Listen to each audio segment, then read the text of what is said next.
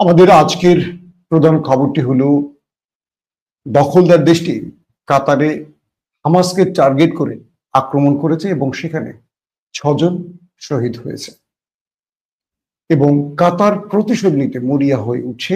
আরব রাষ্ট্রগুলো জরুরি বৈঠক করছে একের পর এক। 15 তারিখে আরব লীগ সহ মুসলিম দেশগুলো জরুরি বৈঠকে বসতে যাচ্ছে। অন্যদিকে কাতারের প্রধানমন্ত্রী ছুটে গেছেন আমেরিকাতে। কেন তিনি গেছেন? আরবরা কি সম্মিলিত ইসরায়েলের উপর কোনো বড় আক্রমণ করতে যাচ্ছে? যখন আরবরা শাড়ি চুরি পরে বসে আছে, আক্রমণ সহ্য করে হজম করে বসে আছে, তখন আরেকটি আরব দেশ ইয়েমেন দখলদার দেশটির মধ্যে আজ ব্যাপক অ্যাটাক চালিয়েছে। ড্রোন এবং মিসাইল দিয়ে মোটামুটি তাণ্ডব চালিয়েছে দখলদার দেশটির ভেতরে।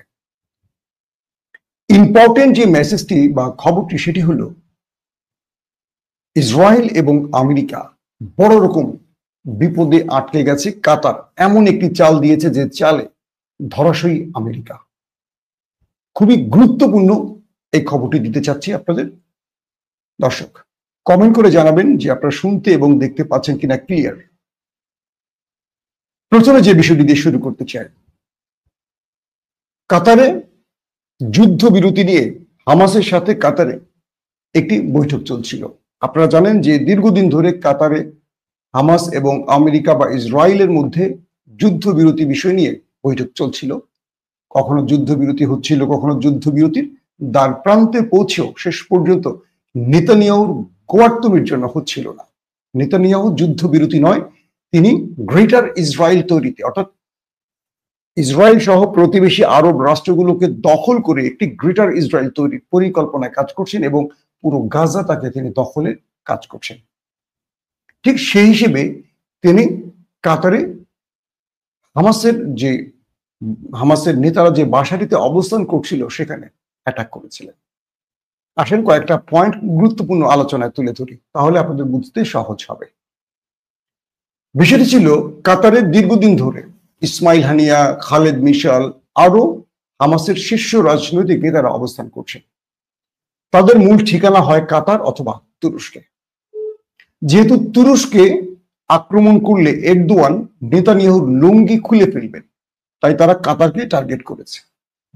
আপনারা জানেন যে কাতার, সৌদি আরব আমিরাত সহ এই আরব রাষ্ট্রগুলোতে মার্কিন ঘাঁটি রয়েছে এবং সাম্প্রতিক ডোনাল্ড ট্রাম্প 3টি আরব রাষ্ট্র সফর করেছে, আরব আমিরাত, সৌদি আরব এবং কাতার, এবং এখান থেকে $3 ট্রিলিয়ন বেশি তিনি চুক্তি করে গেছেন।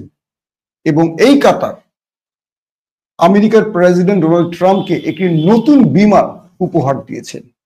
অর্থাৎ ট্রাম্পকে খুশি করতে সর্বোচ্চ ঢেলে দিয়েছিল এই 3টি আরব দেশ। কেন দিয়েছিল? আসলে উদ্দেশ্য ছিল শত্রুর হাত থেকে এই আরব দেশগুলোকে ডোনাল্ড ট্রাম্প রক্ষা করবেন, তাই তো? অর্থাৎ এই প্রত্যেকটি দেশে আরবের ঘাঁটি রয়েছে। সবচেয়ে বড় কথা হলো এই কাতারেই সবচেয়ে বড় মার্কিন ঘাঁটি রয়েছে, আল উদাইদা, যেখানে ইরান আক্রমণ করেছিল এই ইসরায়েল ইরান যুদ্ধের সময়। আপনারা জানেন, যদি আমেরিকাকে ট্রিলিয়ন ডলার দিয়ে তাদের নিরাপত্তার জন্য খরচ করে আরবরা, সেই আরবের কাতারে কি করে দখলদাররা আক্রমণ চালালো? প্রথম প্রশ্ন খেয়াল করবেন, কারণ যে 35 দিয়ে আক্রমণ চালিয়েছে এটি আমেরিকার তৈরি, এবং আমেরিকার যাদের কাছ থেকে $ট্রিলিয়ন নিয়েছে নিরাপত্তা দেবে বলে, কিন্তু আমেরিকা নিরাপত্তা দেয়নি, বরং সহযোগিতা করেছে দখলদার দেশটিকে। শুধু আমেরিকা নয়, সহযোগিতা করেছে ব্রিটেন। কিভাবে আসে?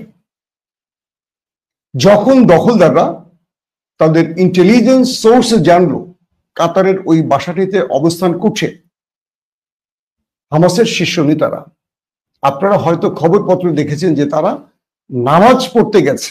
বিষয়টা এরকম না, এটা ইসরায়েল এবং আরেকটি আউটলেট, আরবের একটি আউটলেটের খবর। কিন্তু তুরস্কের ইন্টেলিজেন্স মিল্লেত ইস্তেকবারাত তেশকিলাতি MIT, তাদের একটি সোর্স যে খবরটি দিয়েছে সেটি এখনো অফিসিয়ালি না আসলেও বিশেষ কিছু সূত্রের খবর দিয়ে তুলে ধরছি। এই খবরটি হয়তো বা পরবর্তী পাবেন, প্রথম আমি আপনাদের জানাচ্ছি।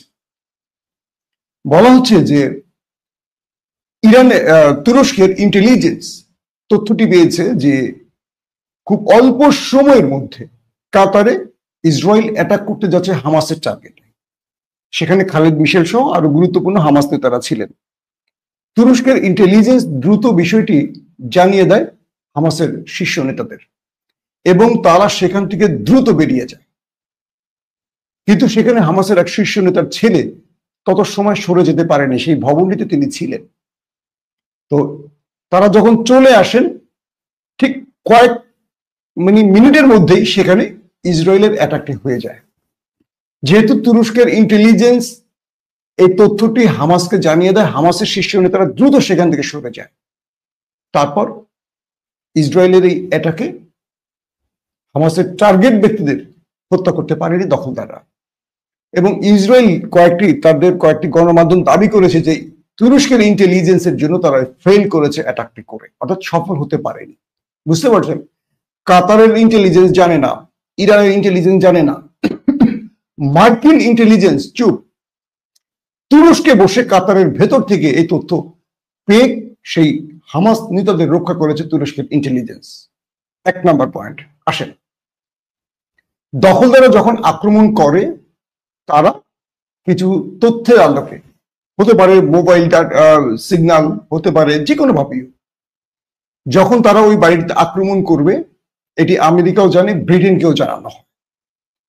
তো প্রায় 1800 কিলোমিটার অতিক্রম করতে ইসরায়েলের এই ফাইটার 35 ইরাক হয়ে প্রবেশ করে এবং কাতারে অবস্থিত মার্কিন বিমান, যেটাকে আমরা বলি যে আকাশে তেল দেয় না, দেখবেন যে আকাশে ফ্লাইট কি আরেকটি ফ্লাইট এসে একটি বিমান আরেকটি বিমানকে তেল দিয়ে থাকে।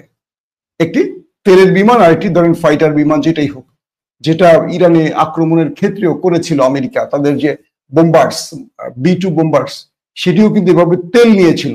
লং দূর জার্নিতে তারা আকাশ থেকে এইভাবে তেল সাপ্লাই নিয়ে নেয়। তো ইসরায়েল থেকে যে বিমানটি এসেছিল 35, এটি ইরাক হয়ে প্রবেশ করে এবং কাতারের আগে প্রায় 1800 কিলোমিটার অতিক্রম করতে হয় এই আক্রমণের জন্য।